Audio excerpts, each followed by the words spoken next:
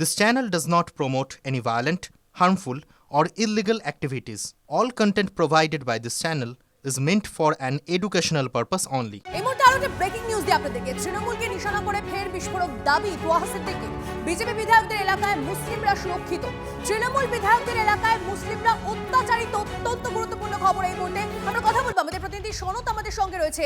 সনৎ, হঠাৎ তার এই মন্তব্য ঘিরে শাসক দলে কি কোথাও একটা অস্বস্তি হচ্ছে? আমি কথা বলবো, সনতের সঙ্গে কথা বলবো, তবে তোহা সিদ্দিকীর মন্তব্য আপনাদের শোনাবো। এই রাজ্যে বিজেপি ৭০টা নাকি ৭২টা MLA UEM Jaipur is a perfect target for prospective students aspiring for good jobs, good education with future-ready skills. Seat আছে ৭০ নাকি ৭২টা। আমি ৭০-৭২ জায়গা থেকে এক জায়গা থেকে কোনো মুসলমানের মুখ দিয়ে খবর পেলাম না যে হুজুর এখানে বিজেপিরা আমাদের প্রতি এই অত্যাচার করছে, এখানে বিজেপিরা আমাদের প্রতি এই অত্যাচার করছে। তা কারা অত্যাচার করছে? এই বাংলায় যারা তৃণমূল করে, যাদের আমরা ভোট দিচ্ছি, ভোট দিয়ে আমরা এমএলএ তৈরি করেছি, অধিকাংশ এমএলএ তারা আমাদের ভোট নিয়ে আমাদের গলায় পা দিয়ে লগাচ্ছে। অতএব 2026-এ মানুষ তাদের ঘরে দেখে নেবে। এবারে সরকার বিরোধী ভোট হবে না, আমি আপনাদের জোর গলায় বলছি, ব্যক্তি বিরোধী ভোট হবে, ব্যক্তি বিরোধী। কথা বলবো, সনৎ আমাদের প্রতিনিধি আমাদের সঙ্গে রয়েছে। সনৎ, তোহা সিদ্দিকীর যে বক্তব্য তা কি যথেষ্ট অস্বস্তি থেকে ফেলছে শাসক দলকে? কারণ আমরা জানি যে কোনো নির্বাচনের ক্ষেত্রে মুসলিম ভোট তো একটা ফ্যাক্টর। একদমই তর্নিষ্ঠা, যে ফুরফুরা শরীফ এমন একটা জায়গা যেখানে বাংলার সংখ্যালঘু প্রায় 4 কোটি সংখ্যালঘু ভোটারদের ভোট কিভাবে কি দেবেন সেরকম একটা অলিখিত বার্তাও যেমন দেওয়া হয়, সেরকম নির্ধারণও হয় যে কোন দলকে তারা ভোট দেবেন। এই অলিখিত বার্তা ফুরফুরা শরীফে দেখা হয়। কিন্তু কালকে যখন হুমায়ুন কবির আসেন এই ফুরফুরা শরীফে তোহা সিদ্দিকীর সঙ্গে দেখা করতে যান, সেই সময় হুমায়ুন কবির একটা মন্তব্য করেছিলেন যে ফুরফুরা শরীফকে দ্বিধাবিভক্ত করা হয়েছে বা বিভাজন করেছেন মুখ্যমন্ত্রী মমতা বন্দ্যোপাধ্যায়। এই প্রশ্নের উত্তরে যখন তোহা সিদ্দিকীর কাছে জানতে চাওয়া হয়, তিনি বলেন ফুরফুরা শরীফের উন্নয়ন করলেও যেসব জায়গায় বিজেপি বিধায়ক যে এলাকায় যে জায়গায় আছে সেখানে তৃণমূলরা কোনোভাবেই শান্তভাবে বসবাস করছেন, অত্যাচারিত নয়। কিন্তু যেসব জায়গায় তৃণমূল বিধায়করা আছেন সেই সব এলাকার মুসলিমরা কিন্তু অত্যাচারিত হচ্ছে না। এর জবাব কিন্তু বাংলার মানুষ, অর্থাৎ সেই এলাকার বিধায়কদের এলাকায় যারা যেখানে অত্যাচারিত হচ্ছে মুসলিমরা, সেখানকার মানুষ জবাব দেবেন। পাশাপাশি এই নিয়ে কিন্তু কাসেম সিদ্দিকী অর্থাৎ রাজ্য সাধারণ সম্পাদক তৃণমূলের, তিনি যেটা জানিয়েছেন যে এই ধরনের হুমায়ুন কবির যে মন্তব্য করছেন বা তোহা সিদ্দিকী যে মন্তব্য করছেন, এ ধরনের ফুরফুরা শরীফে কোনো দ্বিধাভক্ত হয়নি, এটা সম্পূর্ণ মিথ্যে দাবি। এবং ফুরফুরা শরীফে যথেষ্ট উন্নয়ন হয়েছে, উন্নয়নের পক্ষে নাকি মানুষ, এরকমই দাবি করা হয়েছে তৃণমূলের পক্ষ থেকে। বিষয়টার দিকে সনৎ, আপাতত তোমাকে ধন্যবাদ। তোহা সিদ্দিকীর এই বক্তব্যে আদৌ প্রতিফলন হয় কিনা ভোট বাক্সে অবশ্যই নজর থাকবে। তবে তোহা সিদ্দিকী প্রথম নয়, এর আগেও কিছুদিন আগে তৃণমূলকে নিশানা করে বক্তব্য রেখেছিলেন, কিছু মন্তব্য করেছিলেন। শোনাবো আপনাদেরকে সেই বক্তব্য। মরছে কে? মুসলমান। মারছে কে? মুসলমান। ব্রিগেড ময়দান ভাড়াবে কে? মুসলমান। শহীদ মিনার ময়দান ভাড়াবে কে? মুসলমান। বাঁশ নেবে কে হাতে? মুসলমান। মারবে কাকে? মুসলমান। আর পদের বেলায় উপ মানে উপপ্রধান, সভাপতি সিট দেওয়া হবে না। এরা তেজপাতার জাত, যে কোনো রান্না করতে গেলে তেজপাতা দিয়ে রান্নাটা খুশবু করে নেবে, আর বাকি পাতে আসবে এখন ওটা চুষে ছিপড়ে করে ফেলে দেবে। মুসলমানদের তো তেজপাতার জাত মনে করে। বিধানসভা নির্বাচনে হুমায়ুন কবিরের সঙ্গে কি হাত মেলাবেন নওশাদ সিদ্দিকী? জোর জল্পনা শুরু হলো জনতা উন্নয়ন পার্টির চেয়ারম্যানের মন্তব্যে। ব্রিগেড সমাবেশ, মসজিদের উদ্বোধনের আগে হুমায়ুন শুক্রবার গিয়েছিলেন ফুরফুরা শরীফে। নওশাদের সঙ্গে দেখা না হলেও জোট বার্তা দিয়েছিলেন, কিন্তু নওশাদ চান আনুষ্ঠানিকভাবে চিঠি দেওয়া হোক তার দলকে। তাতে কি ছুটলেন হুমায়ুন? না হলে কেন বলবেন কাউকেই চিঠি দেবেন না? তাতে জোট হোক বা না হোক, শওকতকে আগামী দিনে হারিয়ে ছাড়বো, আমরা একসঙ্গে লড়ে হারাবো। ওকে কমিউনিকেশন করুক না, তারপরে আমাদের পার্টির মধ্যে আমরা আলোচনা করব। জুম্মাবারে ফুরফুরা শরীফের দরবারে জনতা উন্নয়ন পার্টির চেয়ারম্যান হুমায়ুন কবিরের অরাজনৈতিক সফরেও ছুঁয়ে গেল রাজনীতি। নওশাদের দল আইএসএফকে ফের জোট বার্তা দিলেন হুমায়ুন। একসঙ্গে ভাঙড়ে নওশাদকে সঙ্গে নিয়ে তৃণমূলকে হারানোর হুঙ্কারও দিলেন। প্রত্যুত্তরে কৌশলী জবাব দিলেন ভাঙড়ের আইএসএফ বিধায়ক নওশাদ সিদ্দিকী। তবে দেখা হলো না দুজনের। তাতেই কি সকালের সৌজন্য বেলা গড়াতেই বদলে গেল চ্যালেঞ্জে? অফিসিয়ালি কমিউনিকেশন করাটা জরুরি। এখনো পর্যন্ত কোনো অফিসিয়ালি কমিউনিকেশন আমাদের সাথে হয়ে ওঠেনি। তো আমার একা কথা আমাদের পার্টিটা চলে না, একটা গঠনতন্ত্র আছে, একটা কমিটি আছে, সেই কমিটির কাছে তখনই প্রস্তাব রাখা যাবে বা আলোচনার টেবিল তৈরি হবে যখন একটা অফিসিয়ালি কমিউনিকেশন হবে। কাউকে চিঠি দেবো না, ওপেন বলবো, তাদের পোষালে বসবে। তাহলে কিভাবে সমঝোতা হবে? কাউকে চিঠি দেওয়ার মতো অত দুর্বল জায়গায় হুমায়ুন কবির নেই। তাহলে জোটটা হবে কি করে?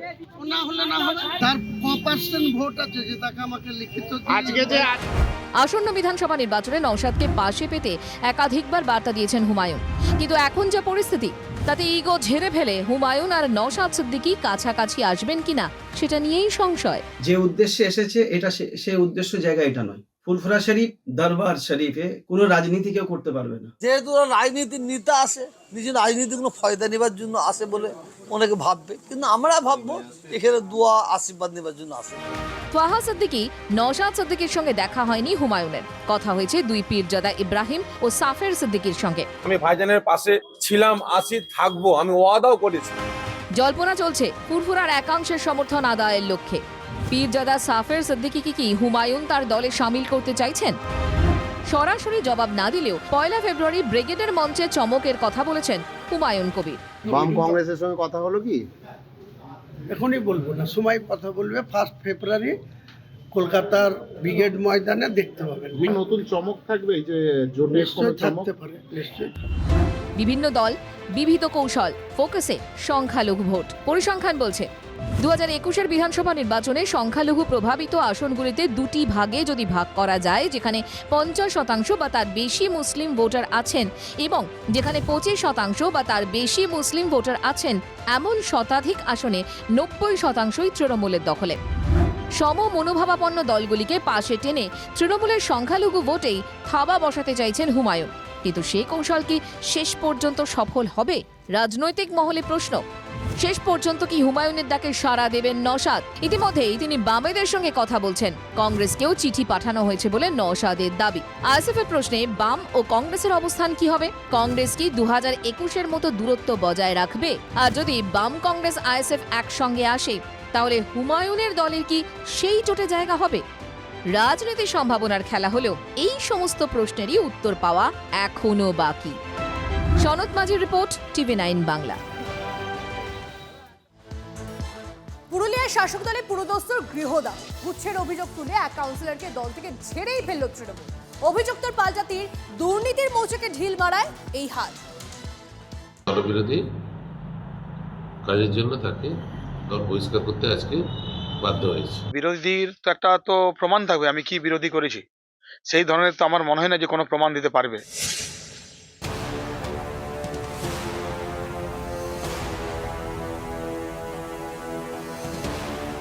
পুরুলিয়ায় পুরো নাটক, বোর্ড নেই কিন্তু ঝগড়া আছে।